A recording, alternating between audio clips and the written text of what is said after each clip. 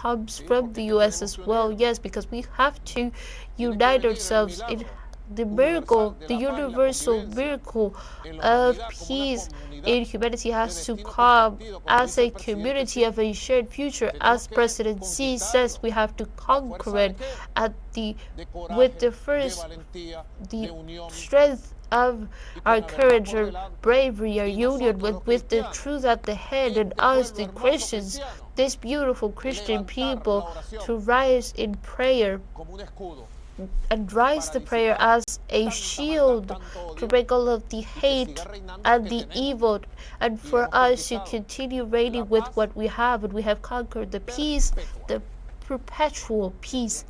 President, your reflection and also this letter gives me a foot to ask you a question that has to do also with the news of these last few hours.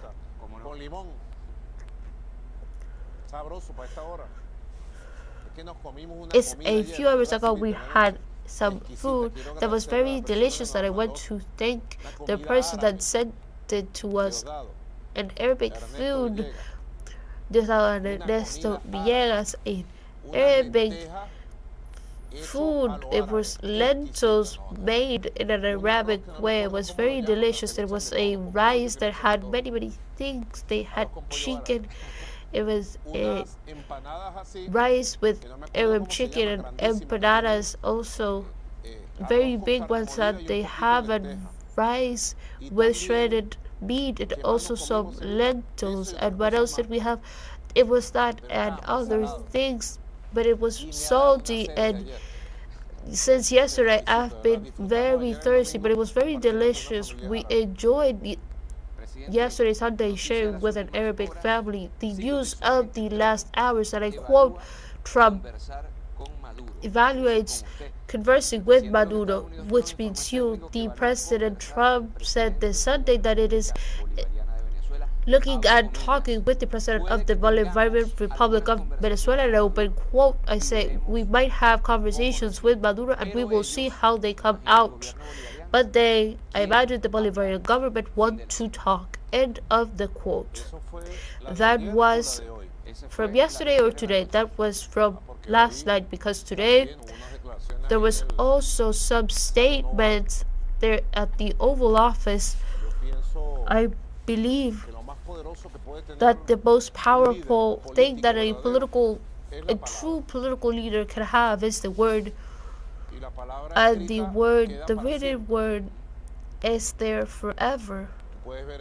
You can see in this letter that I have here, Caracas, September 6th of 2025. This letter was delivered of 3 pages to the President of the US on September the 6th. September, October, November, 9 weeks exactly it was delivered, and Venezuela has a position that hasn't changed of absolute respect to international law.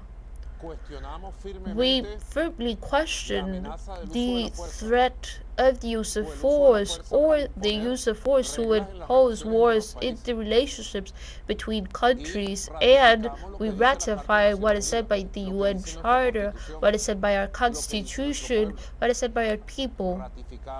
We ratify that only through diplomacy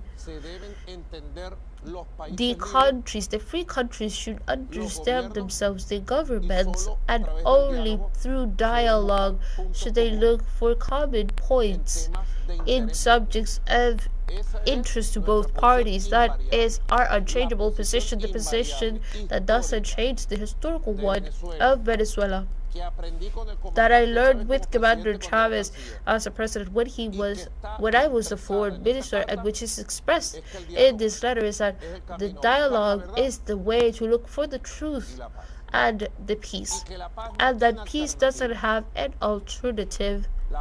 The peace doesn't have an alternative. What is the alternative to peace in America, in South America, in the Caribbean? The war. I do not think that. I do not believe it. Simply raise your hand, those who want war. No one raises their hand. Peace, dialogue, and diplomacy have no alternative. Everything else is an abyss without an end. The wars, the eternal wars, are an abyss without an end. They are the base of destruction and death, as it was in Vietnam, the heroic Vietnam, Afghanistan, Iraq, Libya, and many other examples. That is not the way. The path of the rest of the 21st century is a different one, which is to reaffirm the rights of the people, the international law. Venezuela has 16 weeks of an harassment that has never been seen before. In 1902, we lived a harassment very similar. We had 21 warships from Germany and England and from Italy as well. They came and bombed all of the ports, and the people, unfortunately, was betrayed so many times. It didn't even have an army. It didn't even have a solid government. There was a good and very brave president, Cipriano Castro, but there was no state, there was no organized people, there were no political parties, there was no social movements, there was no army in Venezuela. The people went out with stones, machetes, old guns, and they fought and they defeated the 21 ships that were the most modern ones in that century, and the spirit of unity rise. And we've seen things that we had seen in a century, the total union of the Venezuelan people. Today we have, and the president of the U.S. should know it, and there's the measurements there. 94% of this country rejects the military threats. Over 90% reject those old characters. Juan Guaidó, for example, Machado and Leopoldo Lopez, and failures of 25 years that have pretended to assault the political power in Venezuela. Now they want the Marines to come in and deliver the power to them. Over 90% rejects them. 80% of this country supports the military forces and the militias, and the government has managed a level of support that was never seen before, which reaches almost 70%, which we have never had before. The country is united. We have plans for the economical and social development, for the political consolidation of the country, the scientific and educational development, but we also have good plans and well prepared during 20 years for the integral defense of our territory, which is sacred, which is the birthplace of Simón Bolívar and all of the liberators of America. So the message is always there, pending, and I have said it in English,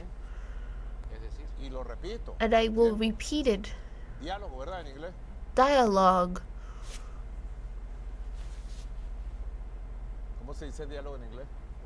How do you say dialogue in English?